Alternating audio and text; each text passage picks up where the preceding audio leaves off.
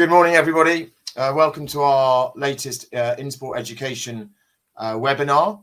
I'm glad that you can join us. I'm delighted to have two friends of InSport join us this morning who have been on previous webinars, great guests on previous topics. Got Niall Cooper, who's CEO of Fair Game UK, and we have Rob Harris, who's Global Sports Correspondent for the Associated Press, both of whom have had very busy weeks unpicking the exciting recommendations that have come out of the fan-led review of English soccer governance, of which many of you on this webinar will be familiar. 47 recommendations that Tracy Crouch has outlined in her review. There's a few headliners around a new independent regulator for the sport. Is probably the single one that jumps out the most, and how that is then going to have an impact around financial regulation, new owners, directors tests, corporate governance, etc. Also, some interesting thoughts around transfer levy, a good look at women's soccer, and also a golden share for fans to help protect the sort of heritage status around their clubs. So an awful lot in the report, and much more than we're going to be able to cover in the next sort of 40 minutes or so. So I'm just going to start very broadly. Niall, first thoughts on the report. What do you feel are the real sort of takeouts, if you like? And obviously this is something that Fair Game have been working towards for some time. So I'd like to just get your sort of overview on Tracy's report. Yeah, I mean, for us, it's a real momentous moment. Just somebody. There you go. That's what I got. So I just wondering if it's. So sorry, it's just the echo thing. So for me, it's a momentous report. It's really an opportunity to put a line in the sand of all the things that happened before. So we're really welcoming the introduction of an independent regulator. There's big stuff about the financial flow. There's huge opportunities in terms of looking at equality standards, about financial sustainability. So all of that is to be welcome. And there's a lot from there that we saw in our original manifesto that we put out a couple of months ago. And we're working really closely with you. The key now is twofold. One of which is to make sure that regulation becomes reality. And that has to be the big push. And the other thing is to really make sure that financial flow, the cash that comes from the Premier League, actually has the opportunity to come down and trickle down to the pyramid in a very fair and sustainable way. So one of the big things that Fair Game have always done is the idea of sustainability, where that money goes to clubs based on 4 criteria, which is financial sustainability, good governance, quality standards, and community and fan engagement. Now that isn't clearly spelled out yet, so that's our next big push. But overall, I'd give for the report an 8 or 9 out of 10. And so, there's a lot in there, and a lot of which football was needed for a long time. That's a 8 and a 9. I think Tracy would be pretty happy with 9 out of 10. Rob, what's your view? Yeah, I mean, it's an interesting read to sort of go through some of those key points, and the fact that actually something like a manifesto pledge has started to come towards some sort of delivery in terms of this promise review, and actually looking at it, because I think we're used to so often sporting football pledges appearing in political manifestos, and then perhaps the willpower to actually do anything about them and actually to implement them does fade once post-election. Obviously, this being exacerbated by the Super League.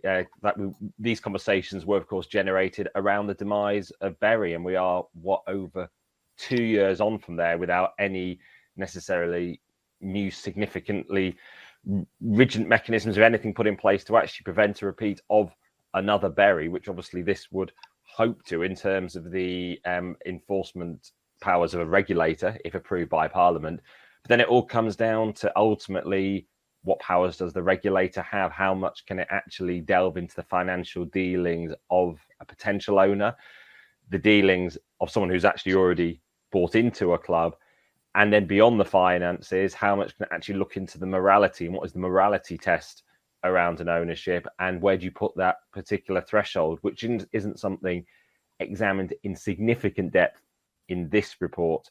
And obviously, in light of the Newcastle takeover, which is still very much up in the forefront of thinking, that's something that the concerns are around. And hearing yesterday from David Bernstein, the former FA chair, reflecting on how that lack of transparency over the approval process of the Newcastle takeover is something that you want to actually see improved on with a potential regulator. Actually, on the same call with David Bernstein was Gary Neville, who was fearing actually that the entrenched forces, the Premier League, etc., might actually resist the regulator. And then on the other side, obviously the very interesting aspect is the golden share that could be available to fan groups. Just how much is that actually implemented? Because whether it's with Wimbledon moving to Milton Keynes against the will of fans, or even badge changes, that would something that would seem actually very welcome from this if fans really are consulted and do actually have a veto power over such things of significance, while of course not attempting anything of revolutionary or sort of forcing fans necessarily onto boards which would give them, put them into sort of fiduciary roles. This does seem a sort of at least a step towards a better way if it does actually go through. Yeah, I think that well, there's a couple of very interesting points that you've both raised. One, of course, is what the actual efficacy of a regulator be. Very easy to talk about, much harder to implement. I'm also interested to explore a little bit around some of the potential consequences from a commercial standpoint, particularly around fan involvement in the clubs, and a potential threat to, I suppose, potential threat to future inbound investment into football.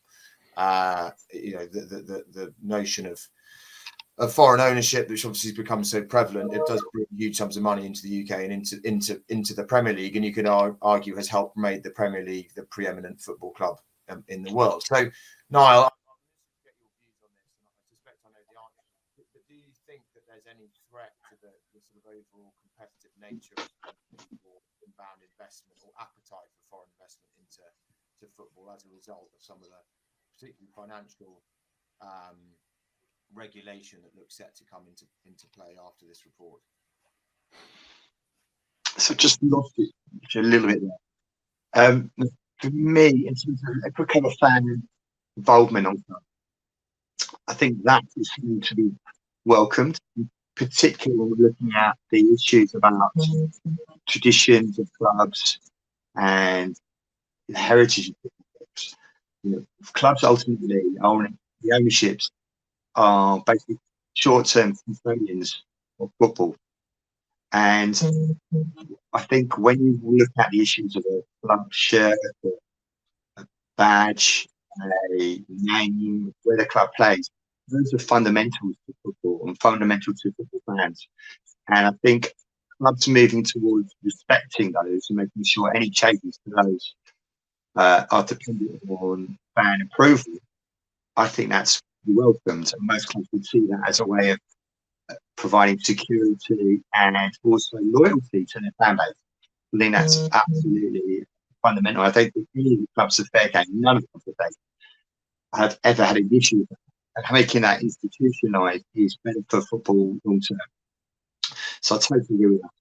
In terms of looking at the financial flow and some of the threats that the Premier League might be talking about, I think that's a kind of misnomer, because the Premier League is the richest league in the world. It's just like £2 billion with an American outlet. So there's lots of extra money flying around, and you really were looking at how much of a difference does that make low down the pyramid, and it's huge. If you just talk about even some of the tiny percentage of that, for the cost of a parachute payments, you have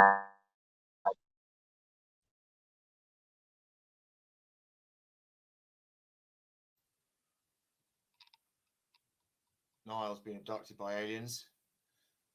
Rob, just before we get Niall back, maybe you could comment a bit on that, your thoughts from a sort of financial standpoint. Sorry, just unmuting myself there. Yeah, I mean, in terms of whether it would deter investment, I think we've seen the strength of the Premier League as it is now. You get a lot of maybe presumed arrogance at times from some of the ownerships who've shown that they can believe they can be distant from their fans, cut them out of the decision making, which then ultimately leads to bad decision making. And you don't want to end up with the situation as we saw with Manchester United Liverpool game in May that was forced to be postponed because of that unrest at the stadium, which obviously was an aberration. It was the first time it happened in the Premier League. Such a level of protest had led to that sort of thing. But it shows to the ultimate potential damage if you do take for granted the fan base, and anything that sort of brings them into the process should surely actually ultimately create a better league, because you actually avoid those missteps, because you are sort of part of a collaborative process where actually you're needing to listen to fans. And indeed, you always got a situation where perhaps in recent years, while at Manchester United, continuing them as an example, fans might have been sort of kept out of conversations at the very highest levels, and maybe some of those biggest decisions, there was greater engagement sort of lower down in terms about fan experience and things around the stadium, which was always seen as something quite beneficial to a mutual conversations that I would hear of from fan groups and United. But it was ultimately not consulting them over something like a Super League, which can lead to sort of the ultimate fraying of those tensions, even at a club like Chelsea, where fans would be massively appreciative of the investment that has been put in by Roman Abramovich, and couldn't have really any complaints in terms of the investment as we might see at some other clubs not getting the money. But even they were willing to actually take to the streets, obviously, to protest against the Super League.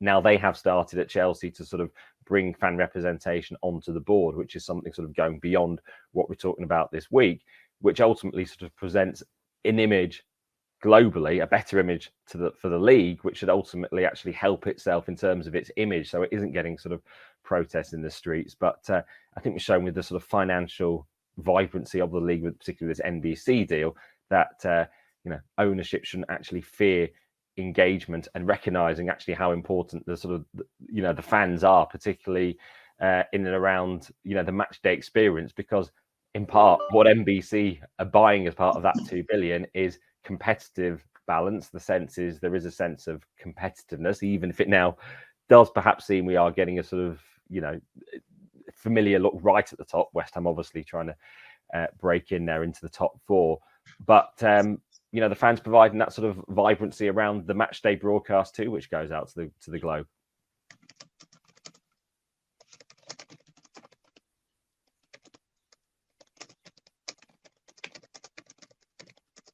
I think you're on mute.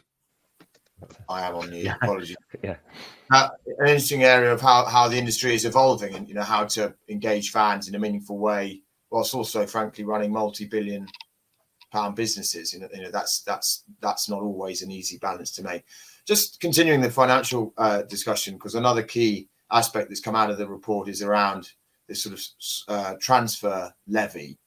And maybe you could just talk a little bit about that, because my understanding is that there is already a certain amount, a sort of levy tax that is paid.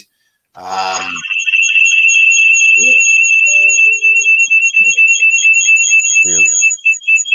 alarm bell sounding there. So. There we go. There is already that's the panic of agents there. Yeah. There are already some payments made as part of normal transfer dealings, as I understand it. So maybe you could just talk us through what that would actually look like in practical terms for a deal that would be going through for a football club. Yeah, what Tracy Crouch is recommending is a 10% stamp duty transfer levy on any deals between Premier League clubs and any players that they do bring in from abroad, and ultimately this money filtering down the system. She's estimating £160 million a year potentially, which could provide additional sort of flow down the pyramid. But actually, there are already forms of this in place. The fact is, currently 4% of deals is money that gets distributed into player pensions funds, and that does go down into the EFL as well. You've got FIFA as well with 5% solidarity, pay 5% of transfers going into solidarity fees based on clubs that actually help to develop players as well. So they're getting cash as well for recognising their work in actually helping to develop the talent. So there is actually already something in place in there. So, this got a lot of perhaps some of the early attention from the report, while overlooking there are mechanisms in place which ensure the Premier League does already have a system, which means a cut of those deals is actually going to help players in the long term through those pensions and actually providing the sort of cash lower down the pyramid. And FIFA is in fact spending a lot of its time trying to recoup the money to ensure that actually clubs are paying the solidarity fees that are due. So actually they do particularly reach smaller clubs. So we're talking about beyond England in this sense as well, recognising Premier League sort of global responsibilities too. So it'd be interesting to see actually how this part of it does develop, given the fact there are already aspects of this in play before being recommended. But I think one of the probably greater issues, and this is actually already being addressed by FIFA, is perhaps where you've got agents currently working on all sides of the deal. So that's money disappearing from the game to agents who might not necessarily be required to have an input on certain deals as well. So I think that's probably an area that will get dissected with closer scrutiny, although we've not yet, of course, had a detailed response from the Premier League in particular. Yeah, a couple of points there. One, I think the Premier League would argue, they're already distributing quite a lot of monies down the football pyramid, and I don't know the numbers. I'm sure, Rob, you're familiar with the numbers, but the amount of money distributed lower down the pyramid through COVID lockdown was, a lot of money, hundreds of millions from the Premier League in loans and actually gifted money to several clubs. So I there's obviously not going to be that welcome from the Premier League, this report, I suspect. But also, and again, I may be wrong, but there's not much in the report about agents.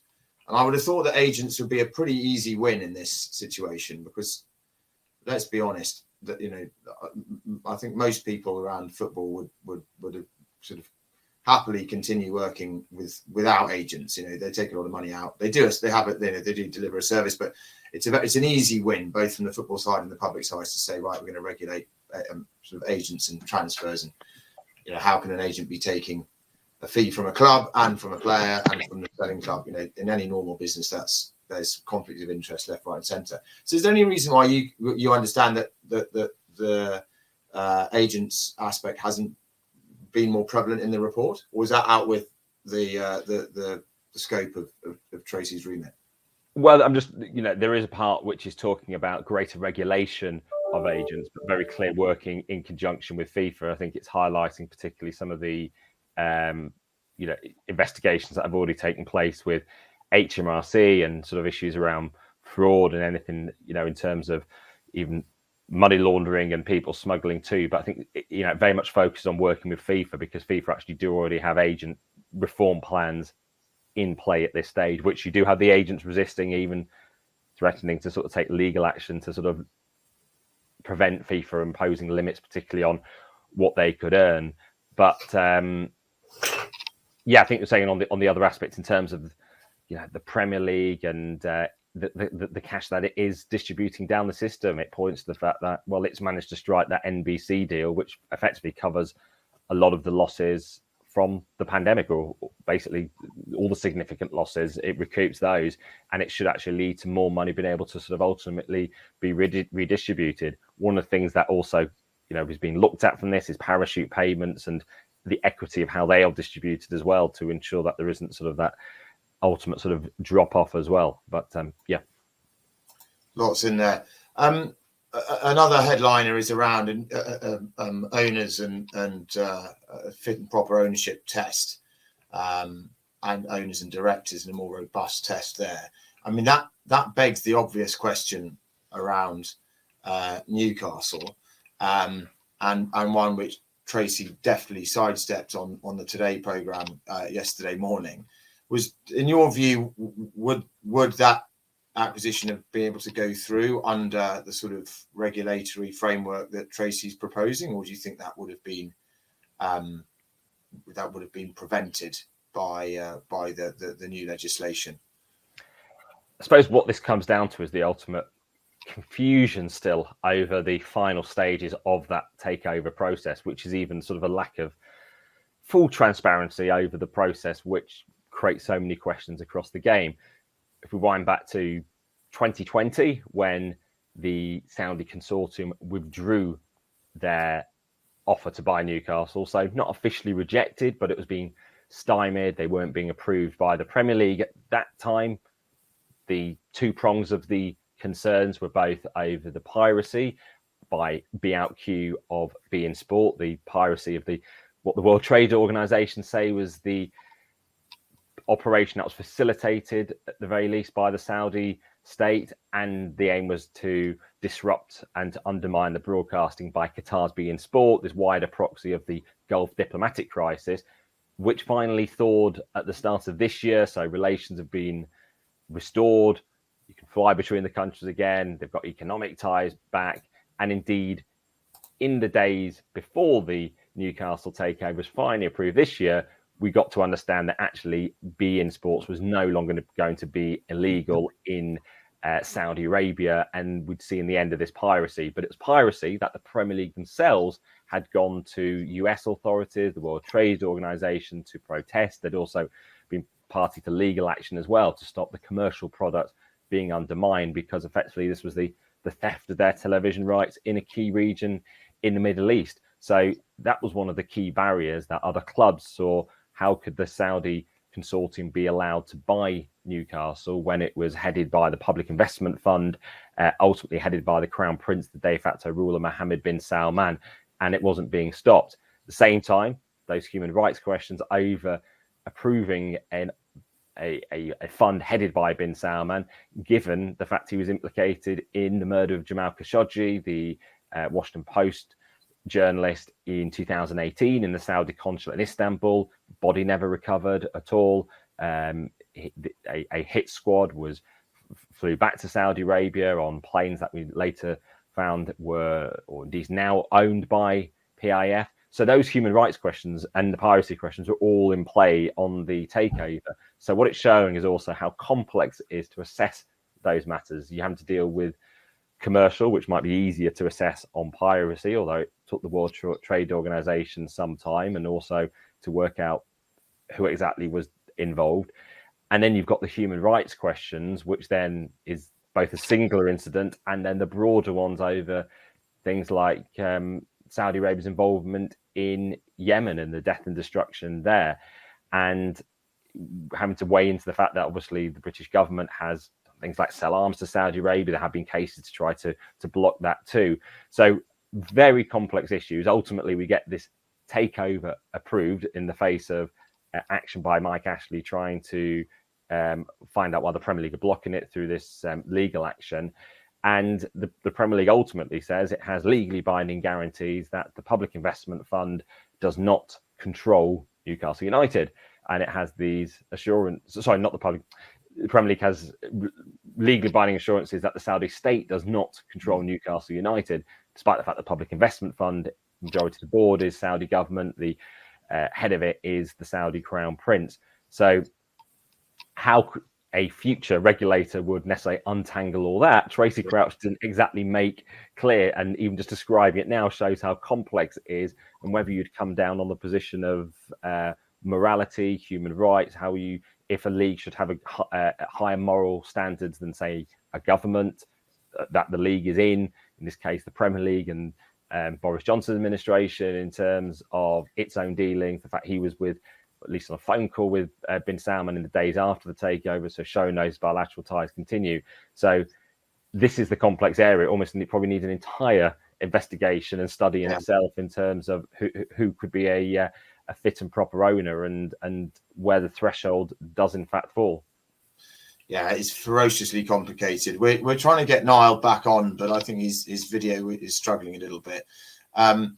But it leads quite nicely into Sam's just dropped a question there in the question box, which is actually sort of reflective of my point around inward investment is this balance between fit and proper owners, and financial stability, and the desire of the fans.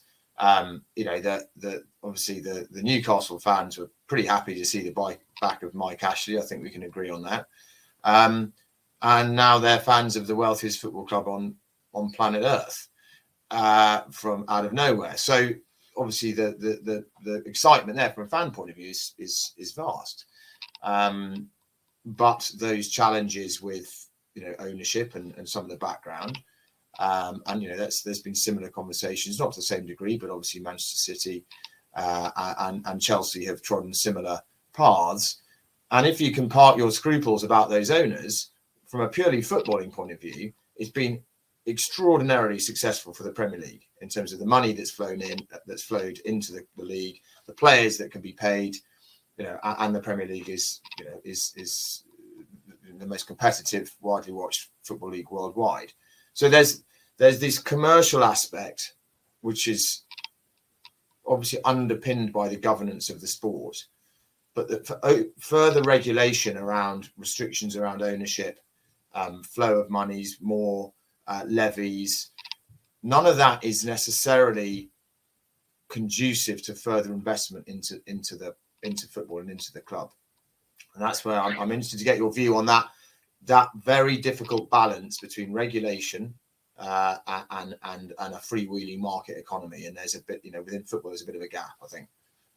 And it's interesting, that question, which does highlight the balance between creating a financial stable club and footballing ambitions, even comes to the heart of Newcastle before this takeover. The fact is, while Newcastle weren't having any success in the trophy sense, you could make an argument that Mike Ashley did at least create a sort of stable environment. There were relegations and promotions again, but in terms of financial stability, there was nothing risky done in terms of actually jeopardizing the club and helping to sort of eventually get it into a position where it could be sold. And it was a sort of proposition, to be bought. And he did operate in some would say frugal, some would say maybe a attempted responsible area in trying to sort of bring the debt down. And therein lies the crux of the issue, doesn't it, Rob? Is that actually, if you try and run a football club in a sustainable manner, you're going to get relegated, or you're going to be very unpopular with the fans, because you look at the stats in Tracy's report, certainly in the Championship, of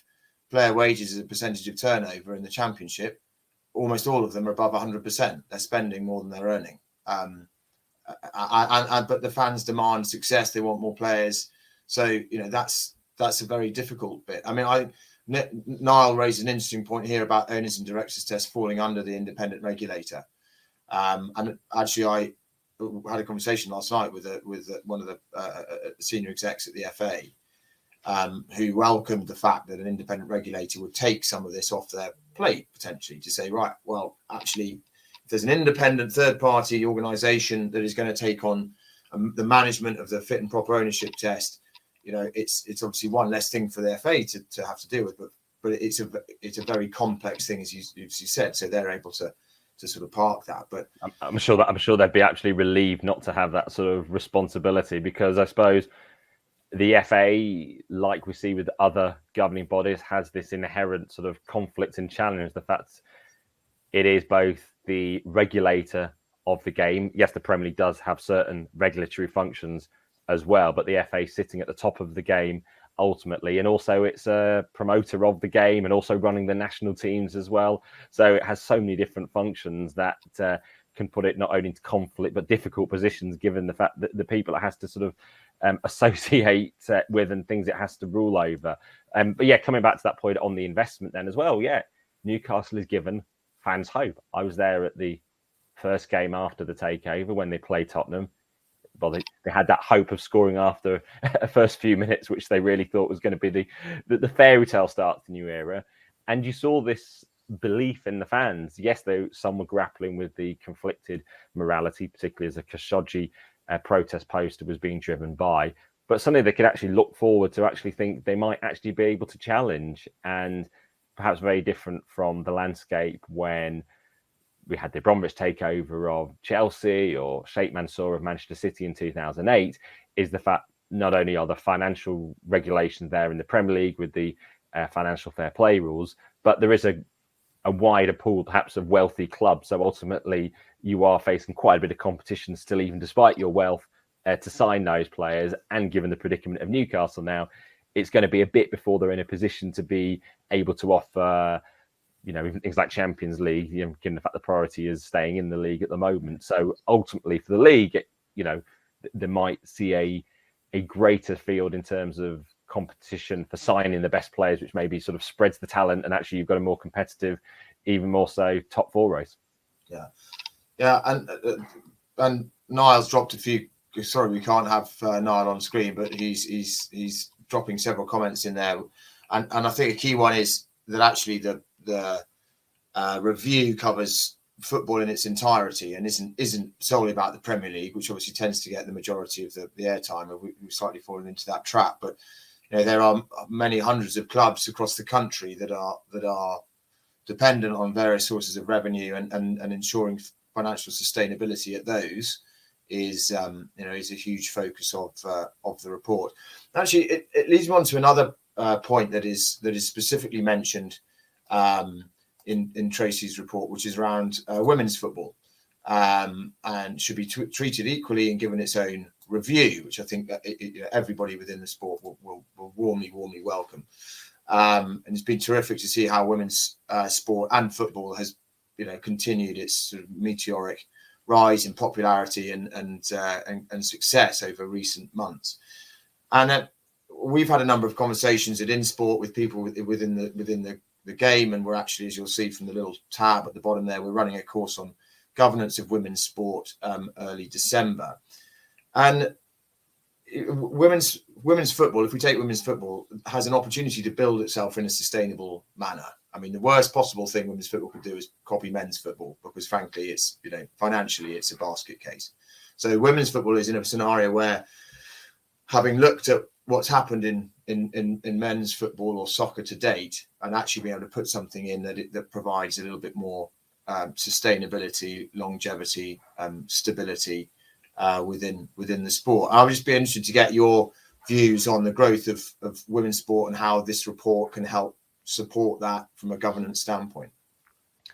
Yeah, I mean, there are some aspects in terms of around, obviously the fact we're now getting the Premier League, the big men's club, having more women's teams attached to them, where we had seen the early development of particularly the women's league. It was perhaps more separated in that sense. Even looking on the broader sense, the fact is Scotland's biggest team is Glasgow City, so it's not affiliated with Celtic and Rangers. And I think we are seeing that change increasingly across the continent, and now here, obviously in more recent years, Manchester United and Tottenham starting to sort of raise the levels of their women's operations. Manchester United actually even just having to sort of bring a women's team back into existence, and that's recognizing the actual need to, and also the benefits of doing so. And ultimately it can lead to greater investment, and it's how you encourage that investment too, because the WSL has this challenge over, of course, wanting to encourage, particularly at the moment still, the men's teams to pump money into the women's programs to encourage the development, to raise wages, to be able to attract better players, while also maintaining that, something we come back to, competitive balance in the WSL as well. So it's perhaps not just the same teams competing at the top. We've seen Liverpool's relegation from the WSL showing that actually, if you don't put the investment in, and that's not only in terms of what you might see in terms of the resources, but anecdotally even talk of quite low salaries at a club like Liverpool. So in terms of players more broadly might still think they need to get second jobs, which is something that is still talked about. So you can't put your full commitment onto actually developing through training and then actually as a player. Then actually Manchester City struggles this season show in the WSL. I'm just checking the table now. I think they are mid-table. They're seventh. They are, a few injuries suddenly they do drop down. But Manchester City, a club that has certainly invested into the into the women's team, and where things are now are more in terms of actually things like those fan relations, a different way of doing it in terms of the fan club relations to avoid replicating the worst parts of the men's game. I mean, even just as the very basics of players hang around pitch side to often sign autographs, sign shirts and things in the WSL, which is a welcome extent of engagement. And can clubs actually do more to sort of bring fans into that decision-making process? But I think, there are sort of probably wider points as well about even things like, do you want to allow drinking at WSL games, for instance, alcohol, that is, given the fact that is an aspect of Tracy Crouch's review too. She highlights in the men's game, the fact is the top 5 divisions, you can't have drinking in view of the pitch, which actually makes it prohibitive financially for a team to be promoted from the 6th to the 5th tier, because suddenly you get a drop off in revenue because suddenly fans can no longer drink during games by the pitch. So that's something the police have sort of warned against as well, in terms of they were actually relaxing the rule because they actually think it would lead to sort of more disorder. But it's just, slight tangent. I sort of go off there, but it's no, but that's. I think when certainly when I was reading the initial findings. Oh, sorry, I've got a bit of an echo. The question around selling alcohol is one that you think, crikey, that doesn't seem to stack up in terms of live sport, but. Niall's making the point around sustainability, and that all important, not just a need to survive, but actually to have financially sustainable clubs with a long-term outlook on maintaining stability. And I suppose by allowing clubs to sell alcohol, I'm sure it'll be a limited amount, but that's quite could be a hugely significant revenue stream for those clubs lower down the football pyramid that at the moment are not their match day income is really what makes these clubs survive, which is why they've been so badly hit during COVID, of course. And the top Premier League clubs are still getting their media rights and their commercial rights and everything else, whereas those down the lower reaches of the pyramid are utterly dependent on match day revenue. So I mean, is that the thinking there? You believe that if the clubs can develop more sustainable revenue streams around match day, that will obviously help their long-term financial situation. Yeah, I mean, obviously the pandemic creating an unprecedented drop-off in revenue, whereas in terms of going forward, I think we have to be encouraged by crowds like at Stockport in the National League in recent weeks, particularly being highlighted. I think they got over, I think around 10,000 or so for a game, if I'm remembering rightly, and that's obviously sort of linked to the heritage of the club as well. It's linked to the fact that our clubs do go back many, many generations, and there is that attachment to them and that fan loyalty and that bond that exists. That means that fans will keep on going and not taking that for granted. And that means, back to almost the start, ensuring less scrupulous owners can't get hold of those clubs for reasons perhaps that might be detrimental to football. And we're seeing that fans will ultimately try to come back to them. We're seeing Bury now, obviously, the new form Bury, I think around the 10th tier, trying to sort of come back as well. You've got fans who are sort of inherently loyal to them. And yeah, on those sort of revenue streams, yeah, it's about trying to find actually, stable ways of actually maintaining it. And, as we saw in the pandemic, with every game being shown live or available live with fans being cut out, what does that mean going forward? I think that's fundamentally one of the big things in the years to come, in terms of an expectation to be able for fans in the state to be able to watch their games on a streaming platform, while also not jeopardizing the match experience. Actually, are you deterring fans from actually going to games and actually sort of having a proper review of that, and the 3 o'clock blackout, something that's actually reported today, whether or not the EFL could decide to sort of back out of that and decide to ignore go against the blackout at 3 o'clock and have all its games televised. And actually, maybe there are merits in that. The Premier League's still not doing so, but doing something that encourages other leagues to, WSL game at 3 o'clock on a Saturday, then that's the only football. It maybe encourages growth in terms of fans choosing to watch that. But, perhaps something wider than this as well. Are there too many professional leagues? Is a 92, or there's that too many professional clubs? And it links back to the WSL now and the Championship as well in the women's game, in terms of actually, are we sort of making too many clubs necessarily have to be professional if they're not even then providing the high wages, because actually just professionalizing these clubs doesn't necessarily guarantee a sort of good salary for the players necessarily. So it might mask actually some of the ongoing challenges in that, and actually it's those disparities that might still appear across the game while having the sort of appearance of a sort of growing professionalization in terms of the setup. And so actually that is a whole additional area, and that's why we probably see this hopefully as a sort of starting point almost for further discussions, and not as someone like Gary Neville might fear this being the sort of a watering down process of the of the Crouch review that leads to sort of and that as we round this off, I just like to sort of finish on that key point, which is this is an independent report that has been submitted to government. There is nothing. I mean, it could be all be implemented. None of it could be implemented. And we've been around long enough to see all sorts of independent reviews of various sports and various scenarios, and a lot of them end up, frankly, being pretty toothless and ineffectual. So, two questions really: is this going to make any difference? To Niall's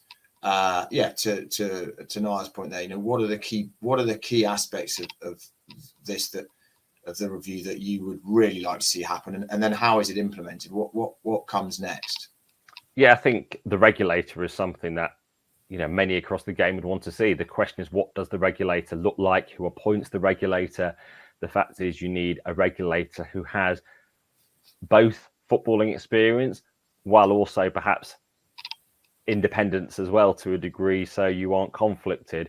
And also you need a regulator with experience of regulating too, so not just a football person coming into the job and highlighting those challenges, a process that perhaps even avoids some of the very public battle over the Ofcom job, which we've seen in recent weeks too, which the complaints are even becoming down about the interview process, the requirements for the job, what sort of figure. So it just shows that, well, discussing a regulator might be welcome, although not something welcome by the Premier League, who will resist that, it would give the impression at the least, is actually just who is on that regulatory body: fan representation, financial representation, human rights representation in terms of those who they do consult, and who actually ultimately is the regulator, and maintaining a distance from government too, because there can be no government involvement really in the appointment of the regulator, to comply with FIFA rules as well, which prevent government interference. So that also something comes into play.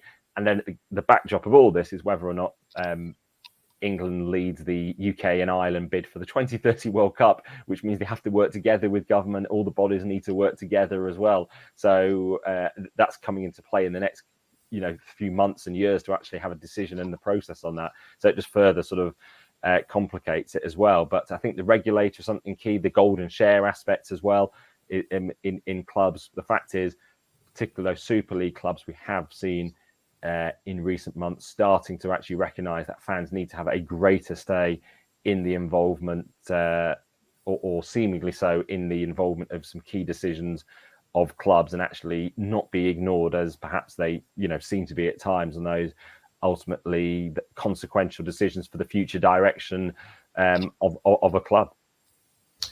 Yeah, I think Niall's summed it up pretty succinctly in the chat box there, is that you need a regulator with teeth.